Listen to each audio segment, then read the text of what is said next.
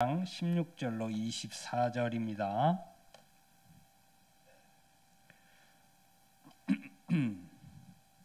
다윗이 레위 사람의 어른들에게 명령하여 그의 형제들을 노래하는 자들로 세우고 비파와 수금과 제금 등의 악기를 울려서 즐거운 소리를 크게 내라 하매 레위 사람이 요엘의 아들 헤만과 그의 형제 중 베레아의 아들 아삽과 그의 형제 무라리 자손 중에 구사야의 아들 에단을 세우고 그 다음으로 그들의 형제 스가랴와 벤과 야하시엘과 스미라못과 여히엘과 운니와 엘리압과 분하야와 마아세야와 마띠디야와 엘리블레후와 믹네야와 문지기 오베데돔과 여히엘을 세우니 노래하는 자 헤만과 아삽과 에단은 놋제금을 크게 치는 자요 스가랴와 아시엘과 스미라못과 여히엘과 운니와 엘리압과 마아세야와 분하야는 비파를 타서 알라못에 맞추는 자요 마띠디야와 엘리블레후와 믹네야와 오베데돔과 여히엘과 야사시야는 수금을 타서 8째 음에 맞추어 인도하는 자요 레위 사람의 지도자 그나냐는 노래에 익숙함으로 노래를 인도하는 자요 베레가와 엘가나는 궤 앞에서 문을 지키는 자요 제사장 스바냐와 요사밧과 느다넬과 아미세와 스가랴와 분하야와 엘리에셀은 하나님의 궤 앞에서 나팔을 부는 자요 오베데돔과 여히야는 궤 앞에서 문을 지키는 자이더라. 아멘. 할렐루야. 할렐루야. 오늘 참 좋은 날입니다. 오늘 참 좋은 날입니다. 말씀과 함께 하나님의 음성을 듣는 날이고 할렐루야. 예수 그리스도를 만나는 날입니다. 우리 안에 계신 성령이 역사하신 날이고 성령을 재확인하는 날입니다. 오늘 참 좋은 날입니다. 할렐루야. 의사가 미워하는 사람이 있어요. 의사가 참 미워하는 사람. 앓으니 죽겠다고 하는 사람이죠. 치과 의사도 미워하는 사람이 있대요. 누구예요? 이가 없으면 잇몸으로 씹겠다는 사람. 웬만하면 임플란트 하세요. 돈 들여서. 한의사도 미워하는 사람이 있답니다.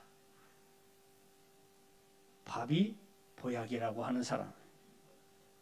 산부인과 의사도 싫어하는 사람이 있대요. 무자식 이상팔자. 알고 계시네요. 학원 강사도 미워하는 사람이 있대요. 하나를 가르치면 열을 알아버려요. 변호사도 싫어하는 사람이 있답니다. 법대로 살겠다고 하는 사람입니다. 싫어하는 사람, 미워하는 사람이 있어요. 그런데 반대로 정말 미워할래야 미워할 수 없는 사람도 있어요. 그 중에 하나가 다윗이었습니다. 오늘 주인공 다윗이에요. 다윗은요, 여러분들이 아시다시피 다윗의 인생은 참 파란만장한 인생을 살았어요. 어려서 이미 왕으로 낙점을 받았거든요. 사무엘이 그 시골까지 찾아와서 그 많은 아들들 중에 들에 있던 다윗을 소외당하고 외면당했던 다윗을 데려다가 굳이 그에게 머리에다 기름을 붓고 네가 왕이 될 거다. 어려서. 근데 바로 왕이 됐습니까? 안 됐어요. 그래서 수많은 일들을 그 사이에 겪었어요. 여러분 나중에 한 30세가 되어서 왕이 됐거든요. 30세까지 여러분 그러면 30세까지 평탄한 인생을 살았느냐? 안 그랬습니다. 그럼 뭐 전쟁 통해서 살았고 그 사이에 무시무시한 적 장군, 거인 장군을 때려 눕히기도 했고요. 그 사이에 사울 왕하고 관계가 안 좋아서 죽을 뻔도 몇 번 했습니다. 그리고 막 도망 다니고요. 도망 다니다가 그냥 걸리면, 붙잡히면, 밀고 당하면 큰일 날까봐 미친 척도 하고요. 그래서 많은 사람들이 시기하고 질투를 받고 살았습니다. 그 인생이 하나님께 선택받았으면, 그것도 왕으로 선택받았으면 평탄대로를 살았어야 되지 않겠습니까? 근데 오히려 평범한 사람보다 훨씬 힘든 인생을 살았어요. 그렇다면 이 다윗은 원망할 수도 있어요. 원망해야죠. 아니 왜 나를 왕으로 삼으신다고 기름 부어놓고는 왜 이렇게 만드냐고. 꼭 정글에다가 그냥 버린 것 같은 그런 인생을 살은 게 다윗의 인생입니다. 근데 그가 우여곡절 끝에 30세에 헤브론에서 왕이 됐습니다. 이 헤브론은 이스라엘의 한쪽 기퉁리에 있어요. 그래서 한쪽만 다스린 거예요. 헤브론에서 왕으로 삼은 거거든요. 근데 그 지역만 다스렸어요. 그러다가 한 7년 반 정도 헤브론에서 왕으로 그들을 다스리다가 이스라엘 사람들이 이 사울이 죽고 난 다음에 다윗을 생각해서 헤브론에서 왕위로 있는 다윗, 옛날에 자기들 앞서서 싸웠던 다윗 장군, 그리고 사울 왕의 사위, 그가 흠이 없고 점이 없는 것을 생각하고 잘 알고 있었던 신하들은 그를 왕으로 옹립을 하게 돼요. 그래서 이스라엘로 예루살렘으로 돌아와서 예루살렘에서 진정 왕위에 오르게 됩니다. 온 이스라엘을 다스리는 왕이 됩니다. 그때부터 33년간을 이스라엘을 다스려요. 총 왕이 된 게 40년 동안 왕위에서 이스라엘을 다스리게 됩니다. 그런데요, 이스라엘의 왕이 됐으면 또 평탄해야 되는데, 사실 그때 당시에 이스라엘은 안정기에 접어든 게 아니고요. 아직도 정복전쟁이 끝나지 않았어요. 블레셋은 끊임없이 옆에서 이스라엘을 괴롭히고요. 아직도 하나님께서 예비하시고 하나님께서 허락하신 젖과 꿀이 흐르는 가나안 땅의 경계까지 이르지 않았거든요. 그래서 다윗은 40년 제위 기간 동안에 끊임없이 전쟁을 해요. 그의 손에서 피가 마를 날이 없어요. 그는 늘 하나님과 함께 했어요. 하나님의 음성을 듣고 하나님의 소리를 들으려고 노력했던 사람이고요. 하나님의 뜻대로 살려고 노력했던 사람이에요. 그 인생은요, 하나님의 종처럼 사는 게 맞아요. 하나님의 뜻대로 살았어요. 그럼에도 불구하고 그가 원하는 것이 있었어요. 원하는 것이 있었는데 하나님의 전 짓는 거였어요. 평생의 소원이었어요. 그가 기도하고 하나님 앞에 소원하죠. 하나님, 저는 삐까번쩍한 왕궁에서 살고 있는데 하나님은요, 하나님의 법궤는요, 허름한 곳에 왕궁 한쪽 귀퉁이에 그렇게 모셔져 있는 그 법궤를 보고 마음이 아팠어요. 그래서 하나님의 전을 짓기를 원합니다 했을 때 그의 인생이 피에 잠긴, 피에 젖어 있는 인생이었기 때문에 하나님이 그 피 묻은 손으로는 하나님의 전을 짓지 못하도록 하셨습니다. 그게 아주 마음에 늘 걸렸어요. 그래서 자기 손으로는 못 지어도 다음 때에 누군가가, 자기 아들이나 누군가가 하나님의 전을 지을 수 있도록 모든 것을 다 마련을 해놔요. 그냥 시작만 하면 끝날 수 있도록. 하나님이 금하시지만 않으면 시작하면 모든 게 다 순탄하게 이루어질 수 있도록 모든 걸 다 준비합니다. 자, 그렇게 된 것이 오늘 읽은 말씀 전에 이 다윗 왕이 이스라엘의 왕이 되고 난 다음에 가장 처음으로 한 일이 있어요. 그게 뭐냐면 하나님의 법궤를 모셔오는 거예요. 이방 지역에 있어서 이방 지역에서 창고에 그냥 쓸모없는 것으로 무시당하고 있는 법궤를 모셔오는 거였어요. 하나님의 법궤는요, 아무나 못 만지잖아요. 하나님의 법궤는 아무렇게나 대할 수 있는 게 아니잖아요. 하나님의 임재의 상징이고 하나님이 현현하시는 곳이잖아요. 그렇기 때문에 이스라엘에게 있어서는 굉장히 신성한 거예요. 성스러운 거예요. 그리고 이스라엘 민족의 중심이 되는 게 이 법궤거든요. 이스라엘 백성이 애굽에서부터 나와서 법궤가 만들어지고 난 다음에, 성막이 지어지고 난 다음에 모든 이스라엘 중심이 다 이 성막, 법궤가 중심이 되었거든요. 그래서 하나님과 이스라엘이 하나가 되어지고 이스라엘이 하나님의 백성이 되고 그 하나님의 백성으로서 이 지역을 모두 쳐서 이기고 하나님이 예비하신 가나안 땅을 점령하고 승승장구하기 위해서는 무언가 하나가 되는 매개체가 필요한데, 다윗이 볼 때 그건 하나밖에 없는 거예요. 성전이에요. 그 성전의 중심이 법궤니까요. 그래서 그 법궤를 이스라엘로 모셔오는 일을 먼저 했어요. 이스라엘로 법궤를 모셔오려고 마음 먹게 된 이유가 역대상 13장 3절의 말씀에 보면 사울의 때에는 우리가 궤 앞에서 묻지 아니하였느니라. 궤가 없으니까요.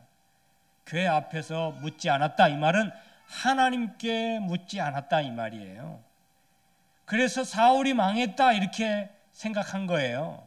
사울의 가계가 사울로 끝나버렸잖아요. 물론 그 손자 무비보셋이 남아있지만 어쨌든 그는 왕족으로서의 모든 게 다 끝나버렸어요.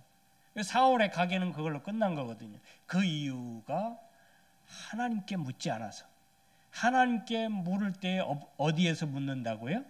궤 앞에서. 언약궤, 법궤 앞에서. 법궤가 없어. 근데 어찌 물어요? 그래서 사울이 망했다 이렇게 생각한 거예요.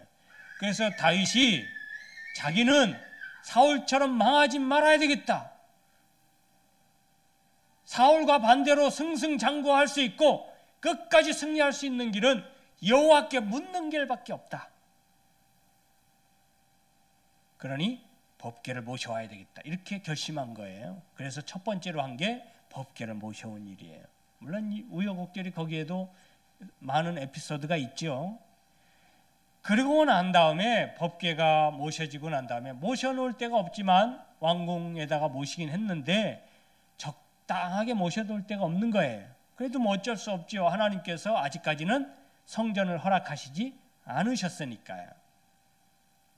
그래서 그 다음에 한 일이 뭐냐면 이스라엘의 법궤를 모셔오고 하나님께 물을 수 있는 시간도 생겨났어요. 그러니 그 다음에 뭘 했냐면 오늘 말씀에 여러분 뭐 어쩌고 저쩌고 악기도 있고 소리도 내고 뭐 음도 내고 이렇게 막 이야기하는데 한마디로 찬양대를 만든 거예요.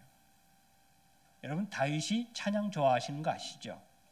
비파도 잘, 수금도. 여러분 그 시편에 비파와 수금이라는 말이 많이 나오죠. 이 말은 다윗이 그걸 잘 알아요.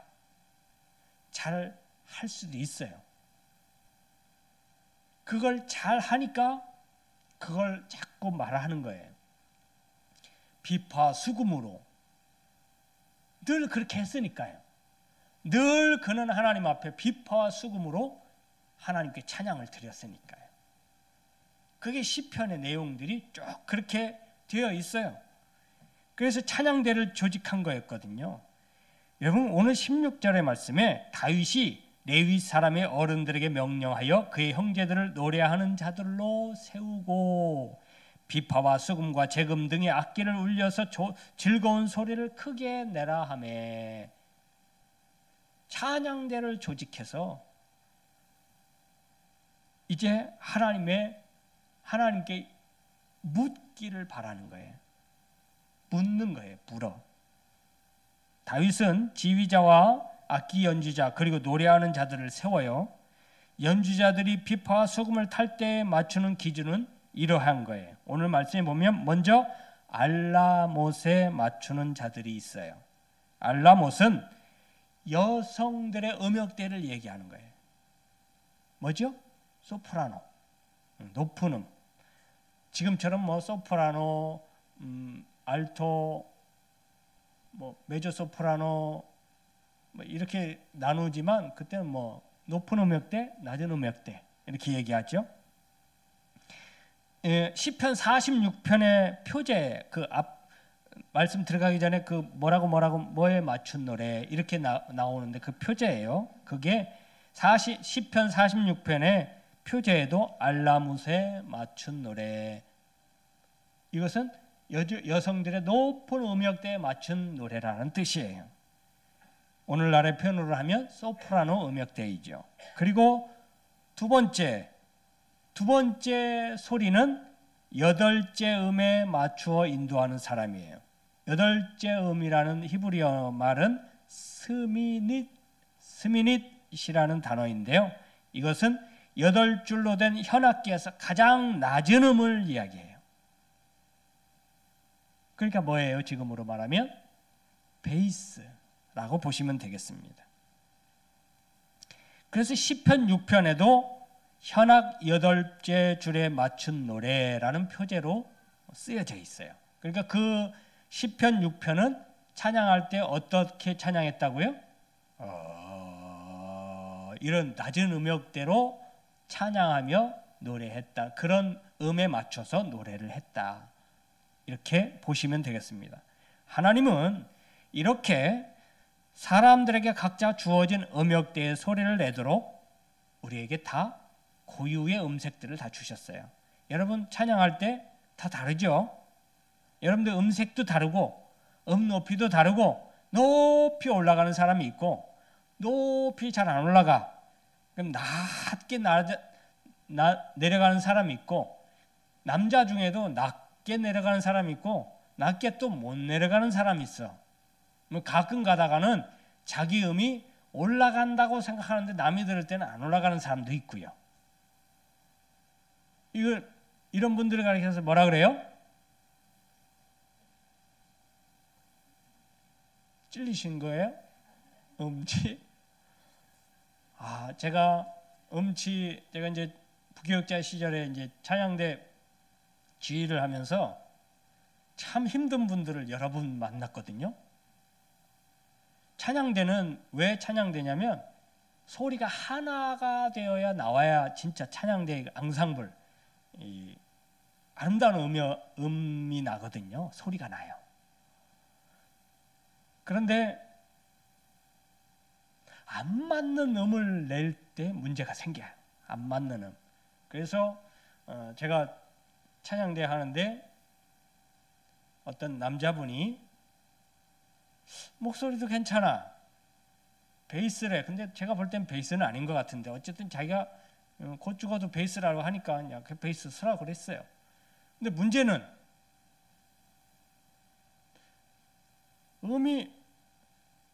음이 이렇게 이래야 되잖아요.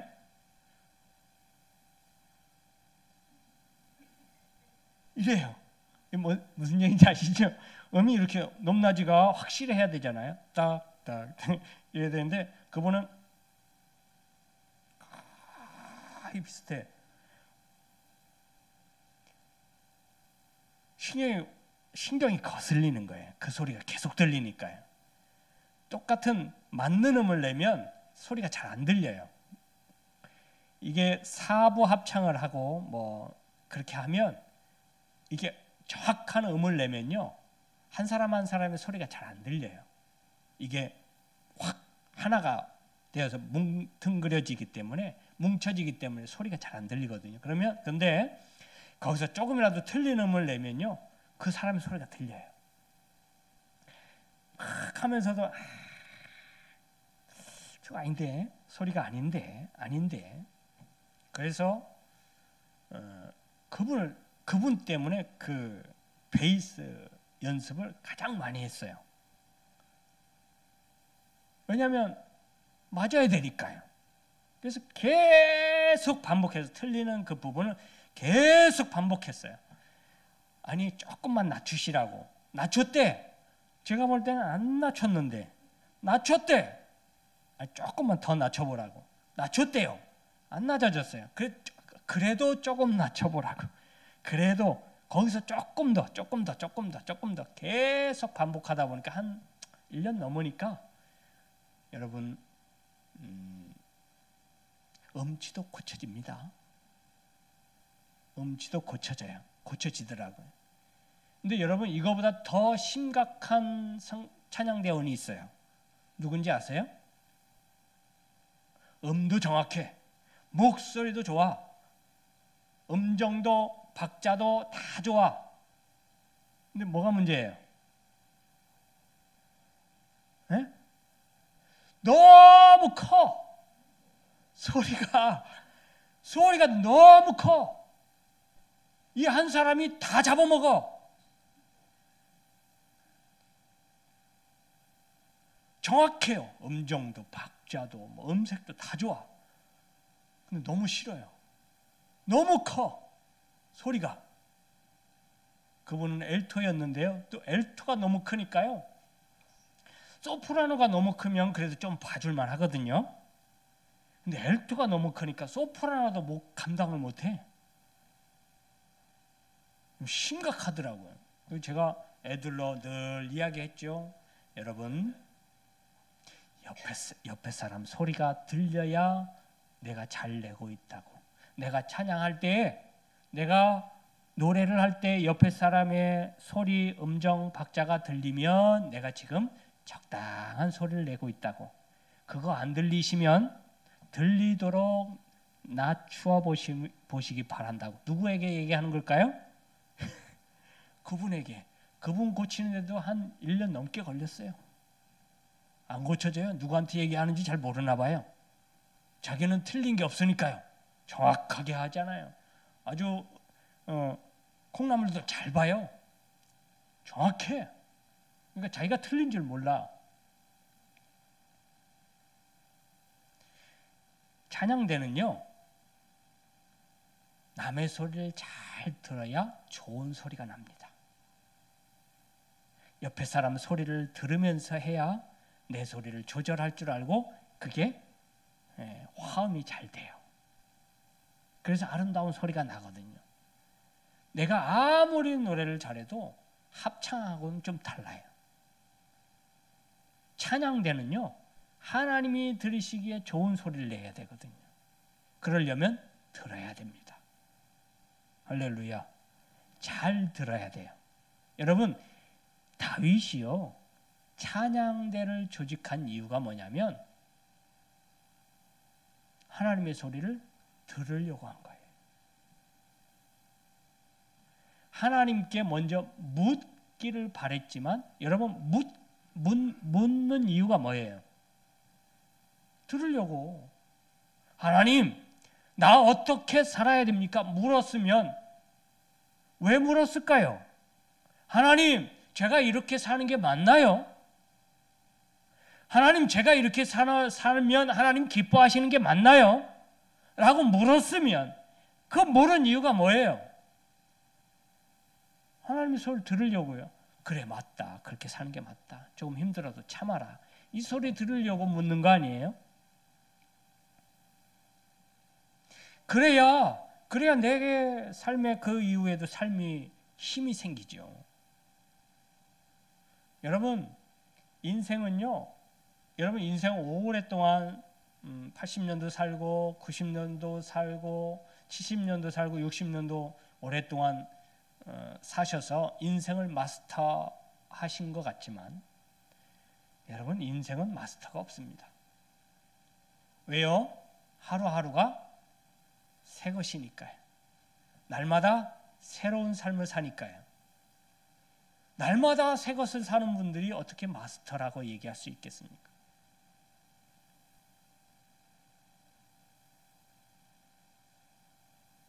날마다 새로운 삶을 사는 사람들에게 정말 중요한 것은 내가 살고 있는 것에 대한 믿음이에요. 믿음. 내가 살고 있는 이 방향에 대한 믿음. 내가 지금 가고 있는 그 목표를 향한 믿음. 그 믿음이 있으려면 알아야 되는데 알기 위해선 물어야 된다는 거고, 묻는다는 건 듣기 위해서라는 얘기예요. 여러분, 신앙은요, 하나님의 소리를 듣는 게 신앙이에요. 여러분들이 하나님의 소리를 잘 들어야 신앙생활을 잘 하는 거예요. 여러분, 하나님의 소리를 잘 듣는다라는 것은 묻기도 잘 해야 된다는 거고요. 할렐루야. 말하기 전에 듣기를 잘 하실 수 있기를 바랍니다. 어느 조직에나요, 잘 듣는 자를 리더로 세웠을 때 그 조직의 결과물의 완성도가 굉장히 높다고 그래요. 리더라는 사람은요, 막 지시하고 높은 위치에서 사람들을 막 이끌어가고 이런 위치가 더 부각돼야 되는 게 아니고, 그 자기를 따르는 사람들의 소리를 잘 들어줄 수 있는 사람이 리더가 되어야 된다는 거예요. 어디서든지. 여러분, 그런 건 다 알고 있어요. 모르는 바는 아니에요. 쉽지 않아서 그렇지. 잘 들어주기가 쉽지 않아서 그렇지 그걸 모르지는 않아요. 여러분, 잘 들으세요. 잘 들어줘 보세요. 잘 들어주는 사람 싫어하는 사람 없습니다. 여러분들이 리더의 입장에 있다면 많은 사람들의 밑에 따르는 사람들의 소리를 잘 들어줘 보세요. 누가 싫어하겠어요? 싫어하는 사람 없습니다. 엄마, 아빠, 부모님이라도 자녀의 소리를 잘 들어줄 수 있어야 좋은 부모 역할을 할 수 있어요. 자녀들도 여러분 늘 말하잖아요. 우리 예서의 애나도 어린 것 같아도 하나의 인격체예요. 쟤네들도요, 하고 싶은 게 있고 하기 싫은 게 있어요. 그거 부모님의 마음에 안 든다고 무조건 야 그런 거 안 돼! 해서 무조건 부모님 마음대로 한다면 그 아이가 정말 부모가 원하는 대로 클 것 같습니까? 그 아이들의 말도 잘 들어줄 줄 알아야 돼요. 들어주고 판단해서, 어른의 입장에서 판단해서 이야기를 해줄 줄 알아야죠.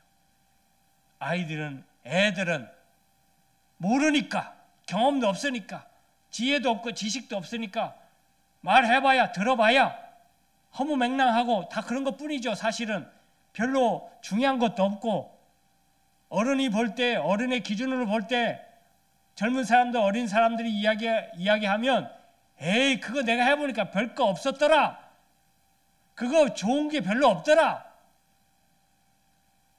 라고 이야기할지 모르지만 그들은 경험이 없어요. 안 해봤잖아요. 또 다른 결과가 있을 수도 있는 거예요. 그렇기 때문에 그러한 이야기들을 잘 들어줄 수 있는 리더가 되어야 합니다. 여러분, 리더가 누구인가요? 꼭 어디 조직의 장이 돼야 되고 우리 여전도 회장이 돼야 되고 꼭 그래야 리더입니까? 신앙생활하는 우리 모두는 다 리더예요. 어차피 우리 인생의 맨 앞에 서 있는 게 나 자신이에요. 내가 리더이고, 교회에서 리더라고 생각하시는 모든 분들이 다 리더예요. 나는 리더 아니요 라고 하시는 분들도 리더 맞습니다. 그러면 우리 성도들은 잘 들어주는 게 가장 먼저 해야 될 일입니다. 여러분, 예수님도요, 당신이 하신 말들에 대해서 증명을 해보였어요. 왜냐하면 그게 말하는 거에 대한 무게예요. 그게. 여러분들의 입으로 하는 말에 무게를 실으셔야 돼요. 나도 하지 못하는 것을, 내가 하지 못한 것을, 나도 증명하지 못하는 것을 사람들에게 말하고 이 말을 통해서 사람들에게 뱉어질 때는 그 말의 무게는 사라져버려요. 누가 그 말을 듣습니까? 그런데 내 삶을 통해서 증명되어지고 내 행동을 통해서 내 말이 증명되어지고 그것이 사람들에게 보여진다면 내 말에는 엄청난 무게가 실리는 거예요.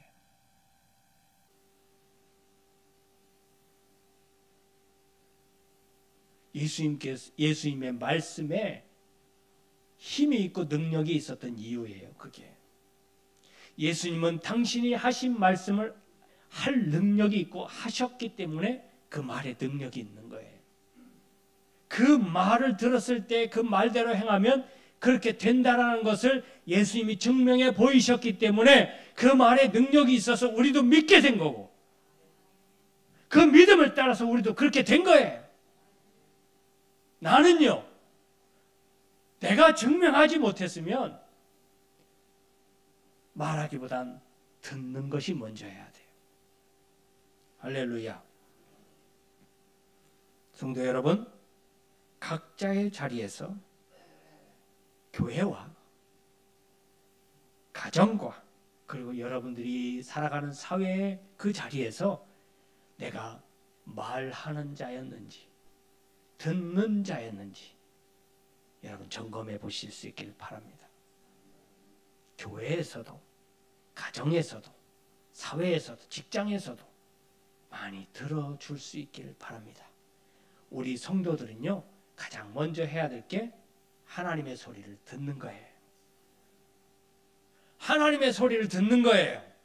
그리고 형제 자매의 소리를 들어주는 거예요. 많이 들어주면 여러분들 인기가 올라갈 거예요. 스스로 여러분 교회에서 인기가 많다고 생각하시는 분 눈을 끔뻑 한번 해보세요. 자기도 모르게 끔뻑했는데 여러분 뭐 인기가 좋냐 없느냐를 따라서 있으면 좋은 거죠. 성도들이 너나 할 것 없이 다 좋아해. 그 이유는요, 내가 번져라한 말로 이것저것 막 재밌는 말하고 막 없는 말 있는 말 꾸며서 얘기하고 이런 사람을 좋아할 것 같아도 안 그렇습니다. 그렇지 않습니다. 사회 모임에서도요, 말 좋아하는 사람들 그 앞에서는 말 잘한다, 참 재밌다 하면서 뒤에서 뭐라 그래요? 참 말만 번지를 하다가 다 욕합니다. 안 좋아합니다. 근데 거기에 동조해주고 호응해주고 박수 쳐주고 웃어주고 잘 들어주는 사람은 누구나 다 함께 하려고 합니다.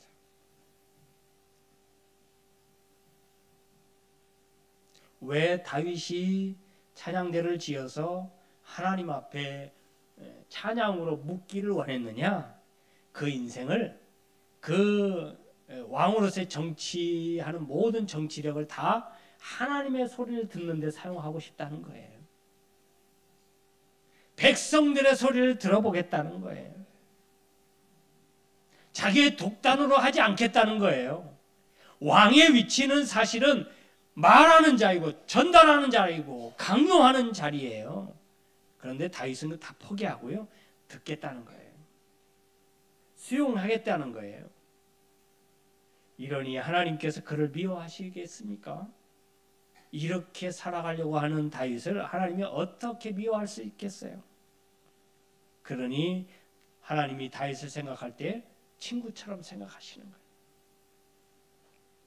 내가 기뻐하는 자다. 하나님의 소리를 늘 들으려고 하는 사람이었고 백성들의 소리를 늘 들으려고 하는 사람이었어요. 그 한 예로 그가 밧세바를 뺏었죠. 그의 장수, 부하장수 우리아의 아내 밧세바를 뺏었어요. 범죄했습니다. 있을 수 없는 살인죄를 지었고 간음죄를 지었어요. 아무도 모르는 줄 알았는데 누가 알았어요? 하나님이 아셨어요. 나단 선지자를 통해서 그 죄악성을 드러내요. 근데 여러분, 왕이잖아요. 당신이 그런 죄를 지은 사람이요. 선지자 나단이 이야기하니까 왕이면 발끈하고 그놈만 죽이면 되잖아요. 선지자만 죽이면 아무도 모를 것 같잖아요. 그런데 다윗은 나단 선지자의 소리를 들어요. 그를 통해서 말씀하신 하나님의 소리를 듣습니다. 듣는 자세가 된 다윗이에요. 그러니까 그를 하나님이 용서하신 거예요.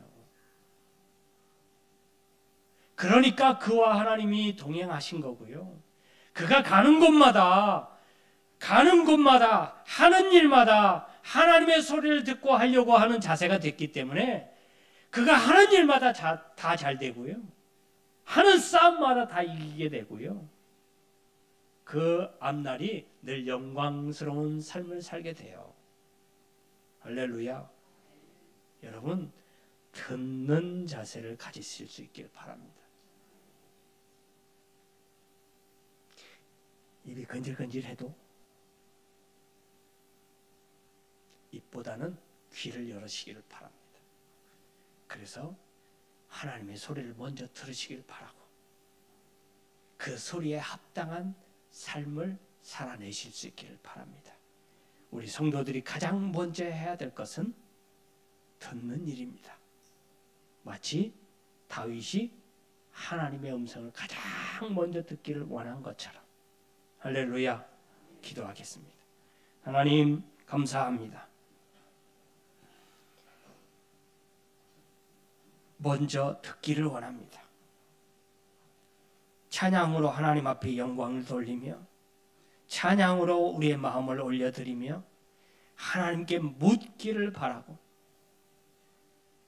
그 답을 하나님의 소리로 하나님의 음성으로 듣기를 원합니다. 듣는 자의 자세로 듣는 자의 삶을 살아갈 수 있도록 은혜를 베풀어 주옵소서. 이제는 우리 주님 예수 그리스도의 은혜와 우리 아버지 하나님의 크신 사랑하심과 성령의 감화 감동 교통 내주 역사하신 은혜가 성도로서 가장 먼저 해야 될 일 듣는 자가 되기를 원하는 우리 모든 성도님들 머리 위에 저희들 가정 위에 직장 위에 사업 위에 일터 위에 이 나라 이 민족과 온 세계 위에 이제부터 영원토록 함께 있을지어다. 아멘.